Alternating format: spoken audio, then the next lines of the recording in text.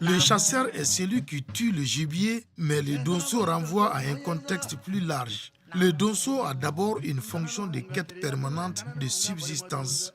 Celui qui nourrit sa famille, qui nourrit les membres de la société, même en cas de disette, de famine, donc le chasseur parvenait à assurer l'alimentation carnée de la communauté. Ensuite, le donso est un soldat qui protège spirituellement et physiquement sa communauté. Il a un rôle également de défenseur, de guerrier, de soldat de la communauté, donc de protection de la communauté contre tout envahisseur, contre donc les envahisseurs. Et enfin, au vu de ses liens intimes avec la flore et les esprits, le donso a également une fonction occulte et thérapeutique au sein de la société.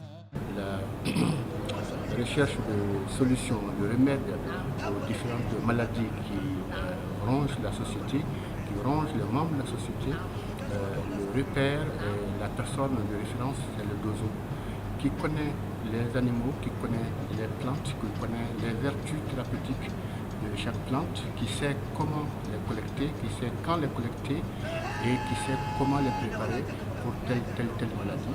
Donc il a une fonction thérapeutique extraordinaire.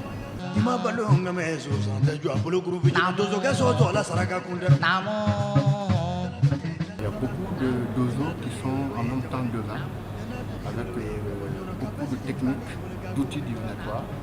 Ils peuvent être jeteurs de kori, ils peuvent être tiendala, ils peuvent être ngodala. Il y a deux types de corps, le corps sec et le corps à eau.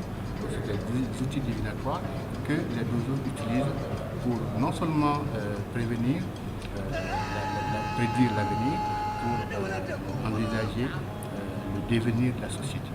L'histoire des chasseurs est profondément liée à celle de nos communautés. C'est ainsi que nombre de nos villages ont été occupés par les donsos en premier. Beaucoup de nos villages ont été fondés par les chasseurs en quête d'endroits giboyeux, en quête d'endroits favorables à l'exercice de son art.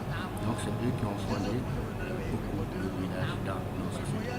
Le donso est en permanence en brousse, loin des habitations. Or, parfois, la nature peut se révéler très dangereuse de par les animaux féroces et les forces invisibles. Voilà ce qui détermine le style vestimentaire du chasseur. Leur costume, la tunique, a une fonction d'abord de protection contre les difficultés de la nature, mais aussi de se fondre dans la nature pour tromper la vigilance des animaux, surtout en saison fraîche. Vous remarquez donc les couleurs des tenues des chasseurs et c'est fait de sorte que le chasseur, le dozo, puisse se tromper l'animal en se fondant dans l'environnement naturel. Un donso est un membre de la grande famille de Mandemori, fils de Contron.